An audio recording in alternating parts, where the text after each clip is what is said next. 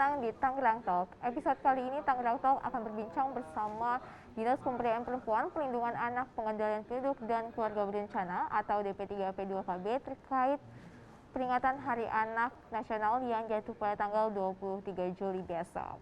Bagaimana persiapan dan langkah apa yang diambil oleh DP3P2KB? Sekarang kita terhubung bersama Kepala Dinas DP3P2KB yaitu Pak Jatmiko. Halo Pak, Assalamualaikum.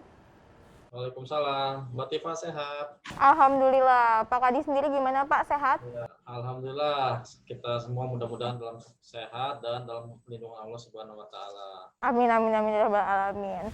Memperingati Hari Anak sebenarnya gimana sih Pak concern dari DP3P2KB ini di tengah pandemi terhadap anak-anak di Kota Tangerang? Kalau concern terhadap keterlibatan anak sih sebenarnya kita standar ya, karena kita ada 6 klaster yang harus tetap kita perhatikan. Tapi kalau kami lebih fokus kalau concernnya itu pada hak sipil dan kebebasan.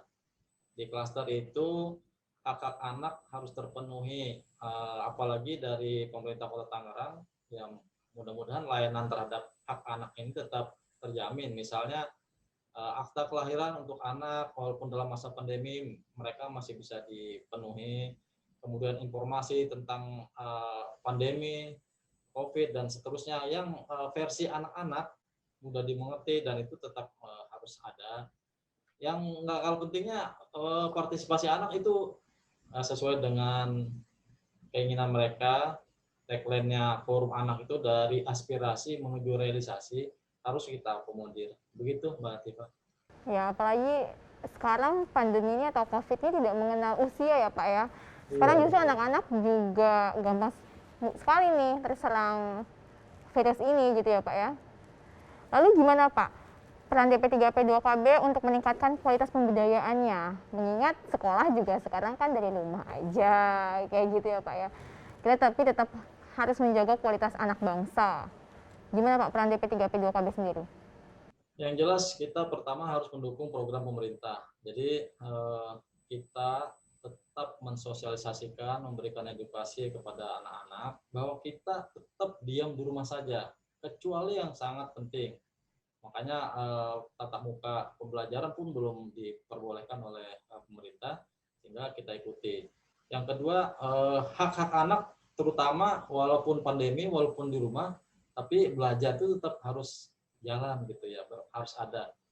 Nah, makanya perhatian terhadap anak-anak ini termasuk pendidikannya, hak kasih sayang, kesehatan dan perlindungan terhadap mereka harus tetap didapatkan walaupun dalam masa pandemi nggak ada alasan gitu hak anak terabaikan. Ya, jadi nggak ada alasan hak anak terabaikan karena pandemi seperti ini ya Pak ya. Lalu gimana Pak terkait kan selain memberikan pelayanan DP3P2KB juga concern juga terhadap kasus-kasus yang ada di Kota Tangerang ya Pak ya, terutama terhadap perempuan dan anak. Melihat pandemi yang sudah berjalan 1,5 tahun ini, trennya gimana Pak? Selama 1,5 tahun kami harus merubah konsepnya Mbak Tifa ya. Kalau biasanya kita melakukan tatap muka, pendampingan itu bertemu langsung, kita kunjungan. Nah sekarang mau nggak mau konsepnya berubah, mengikuti new normal, kehidupan baru di masa pandemi.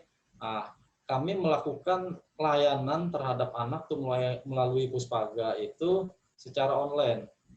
Kemudian kita berikan webinar tentang pendampingan terhadap permasalahan-permasalahan selama pandemi. Karena ternyata secara online pun banyak yang mengajukan konsultasi tentang kesulitan-kesulitan yang mereka hadapi di rumah, gitu. Terutama pendidikan secara daring itu ternyata tidak nyaman, menurut mereka tidak nyaman. Ya, menurut mereka tidak nyaman. Banyak itu saya catat, walaupun secara tatap muka tetap kita layani dengan protokol kesehatan yang sangat ketat, ya, mulai dari depan periksa suhu, pakai hand sanitizer dan jaga jaraknya itu ya memang agak kurang nyaman, tapi tetap kita layani kalau ada yang datang. Oke, kita sedikit beralih topik nih Pak ya terkait Kota Layak Anak. Boleh ceritain Pak sedikit perkembangan Kota Layak Anak di Kota Tangerang? Baik, Kota Layak Anak itu tidak bisa kita dapatkan dengan mudah karena memang harus bertahap. Jadi nggak bisa kita langsung naik level 2 level di atas kita, nggak bisa. Jadi pertama kita udah dapat kota layak anak pertama, level pertama 2017, kemudian 2019, 2018 itu kita masuk ke kota layak anak Madya. Nah, harusnya 2020 itu kita penilaian untuk kota layak Nindya. Ada 5 level Mbak Tifa. Jadi setelah Nindya nanti ada utama, baru mentor. Kalau mentor itu kita ngajarin kota-kota sekitar kita untuk menjadi kota layak anak. Sehingga kemarin ya tidak bermaksud mendahului kekuasaan Allah, yang diverifikasi itu karena nilai kita signifikan naiknya dari 378 jadi 964 dari 1000 angka maksimal. Gimana sih Pak konsep ataupun program yang digagaskan oleh DP3P2KB memperingati Hari Anak di tahun 2021 ini?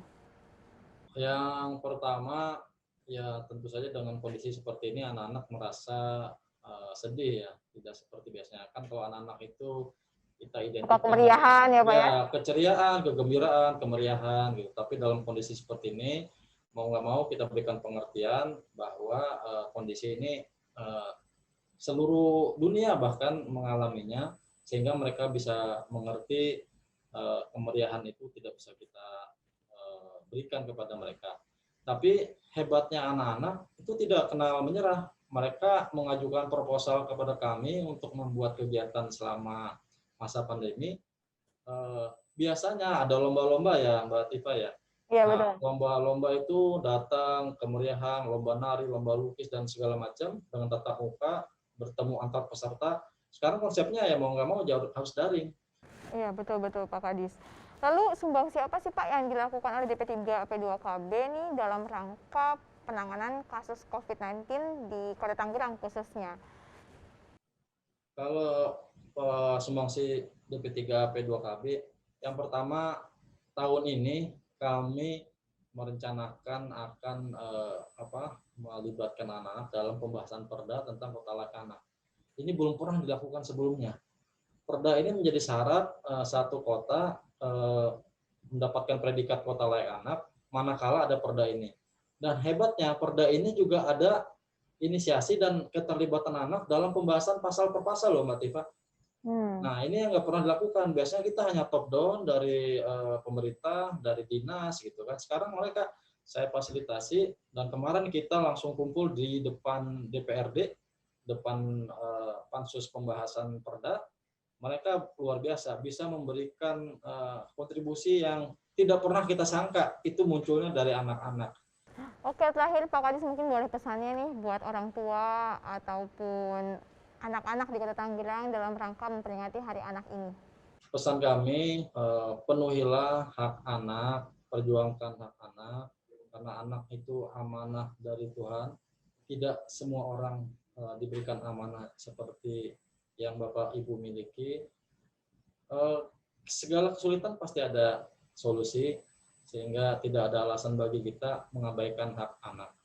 Kemudian untuk anak-anak tetap semangat dalam masa pandemi. Kita yakin ya, Allah itu memberikan yang terbaik buat kita dan pasti pandemi ini akan segera berakhir. Oke, terima kasih banyak Pak Kadis atas waktunya sudah Terima mau kasih sama-sama. bareng di Tangerang Talk spesial Hari Anak Nasional ini. Terima kasih Pak Kadis. Sama-sama, terima kasih. terima Semoga kasih, semuanya Pak. dalam keadaan sehat ya. Amin. Terima kasih banyak Pak Kadis. Jadi bincang-bincang kita bersama Kepala Dinas Pemberdayaan Perempuan, Perlindungan Anak, Pengendalian Penduduk dan Keluarga Berencana, yaitu Pak Jatmiko, terkait bagaimana peringatan Hari Anak di Kota Tangerang di masa pandemi COVID-19 ini. Buat Sobat Tangerang, jangan lupa untuk saksikan terus Tangerang Talk setiap hari Rabu jam 7:30 malam hanya di YouTube channel Kota Tangerang. Sampai jumpa.